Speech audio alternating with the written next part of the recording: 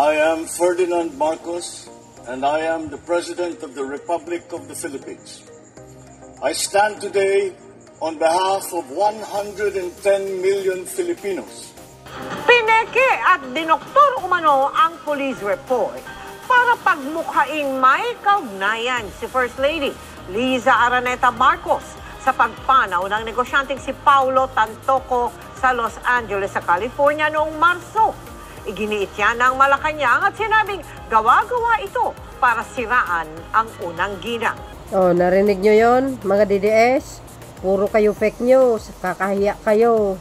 Ha? Oh, yung ginagawa nyong kalukuhan, katarantaduhan, binabalahura nyo, sinisiraan nyo si FL, babalik sa inyo yan. Kakakarmahin kayo ng gusto.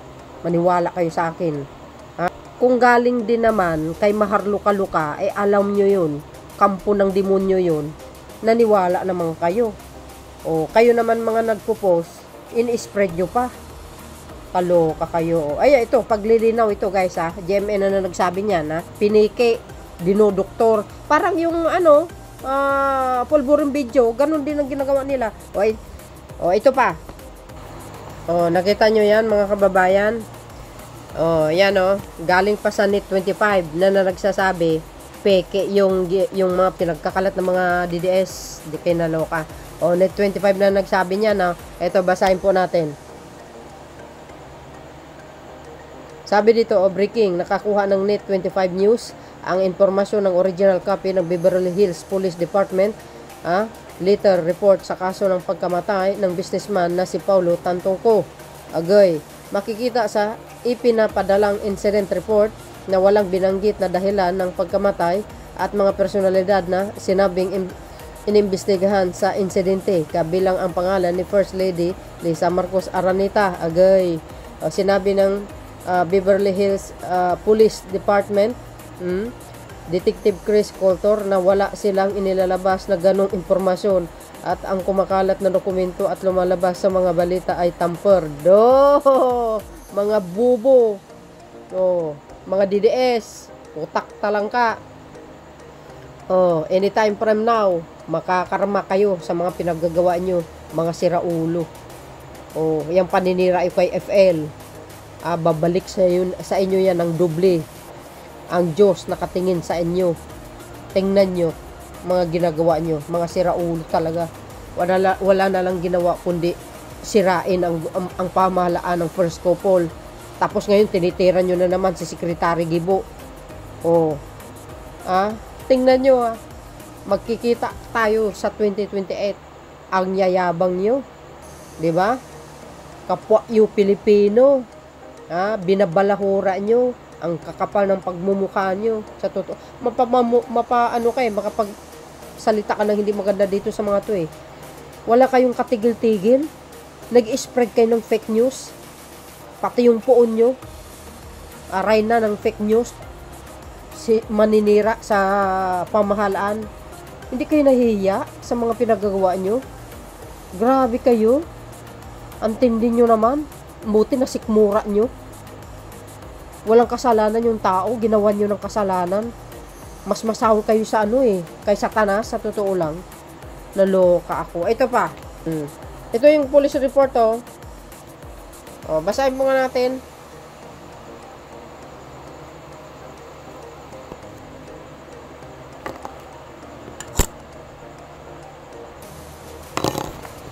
Ayan nakakuha ang NET 25 ng police report galing sa Beverly Hills. Mga siraulo talaga tong mga ewan ko.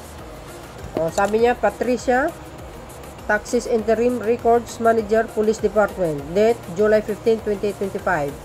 Basahin nga natin. Regarding response to California Public Records Act request, date investigation report 25, ayan, 11/8/05. There, blanco yan. This letter is respond to your request. The request that was made electronically ayan, on the July 15, 2025 under the California, sabi po dito mga kababayan, Under the California Public Records Act. The request seeks disclosure, masyado maliit kasi, of a report that occurred on March 8, 2025 under case number 2025-000-11805. The Beverly Hills Police Department has determined that the request is a part seek copies of public records of Beverly Hills Police Department position. Ayan, guys, nakita nyo ba yan? Basahin nga natin. Nang malapitan, tingnan nga natin.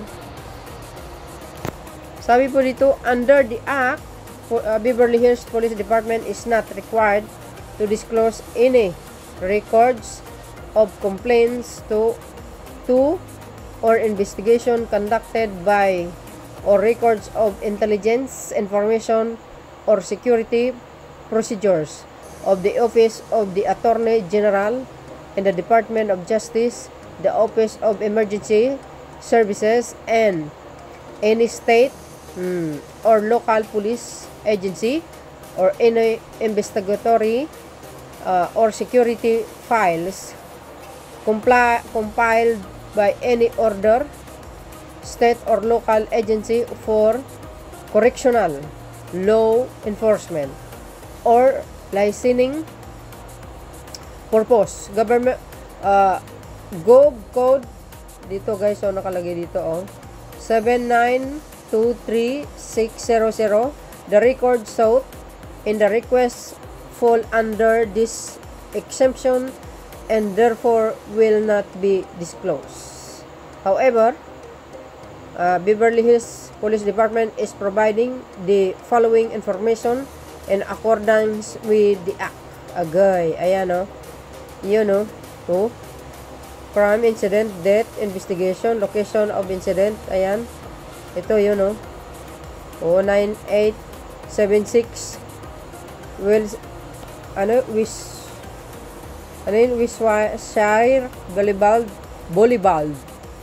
Boulevard dito, guys, 504 Beverly Hills, ayan, California 9210. Naalala ko tuloy yung TV series Beverly Hills. The Beverly Hills Hilton. Reported date, time, March 8, 2025, 11:35 a.m. Date, time of incident, March 8, 2025, 11:32 a.m. Victim age, Juan Paulo Tantongco, 44. Ayan yan. Ayan kita nyo? Galing ito sa net 25, guys, yan na nakalagay, basahin ko na uli natin. Sabi dito, on Saturday, summary of incident. On Saturday, March 8, 2025, at approximately 11:30 hours, officer were dispatched to the Beverly Hilton's Hotel regarding a person not breathing. Agay, hindi huminga.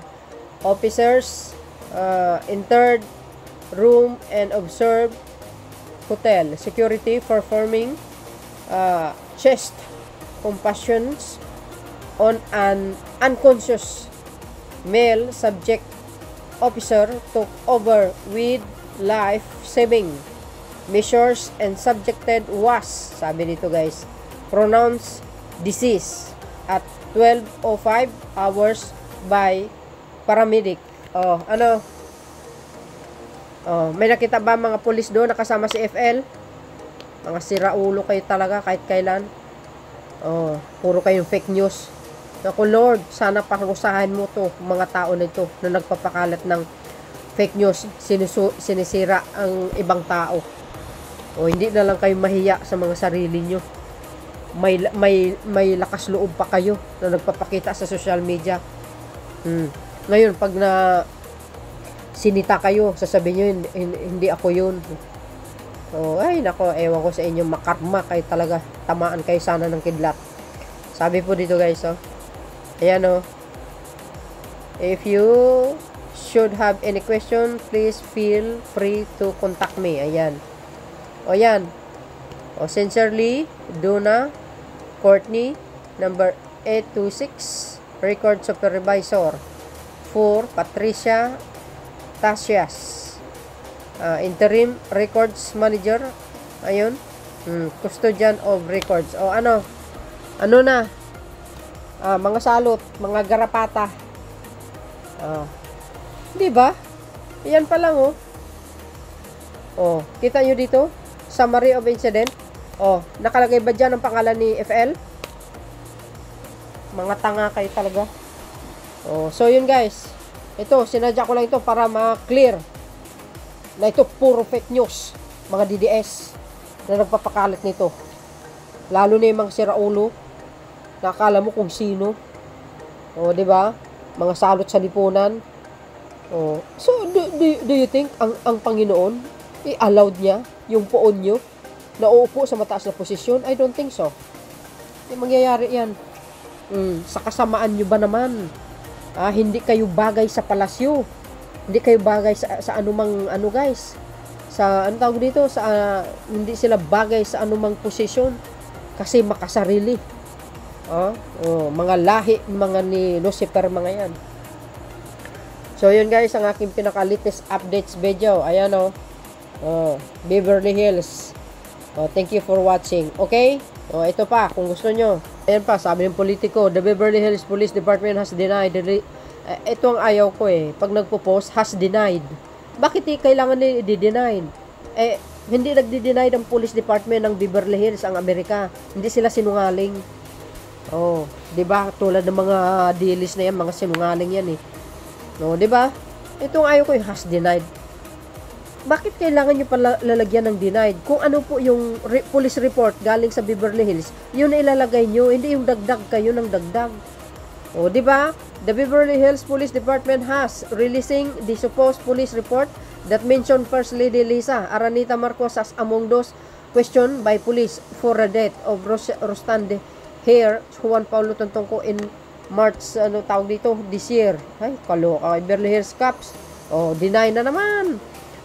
Beverly Hills Cop releasing tampered report linking Liza Marcos to death of Rostan here. Obvious na obvious, di ba? Mga tampered yan, dinadagdagan. Mga siraulo talaga ito di ba?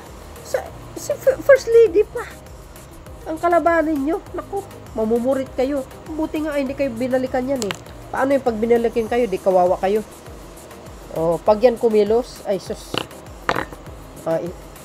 One day, 1-8 lang kayo. Makulong kayo talaga. So yun guys, ang aking pinaka-latest updates. See you again on my next upload. Bye bye bayan, babuhos, God bless, Philippine. Ito, kiniklear lang natin na po, hindi walang katotohanan at fake lahat yun.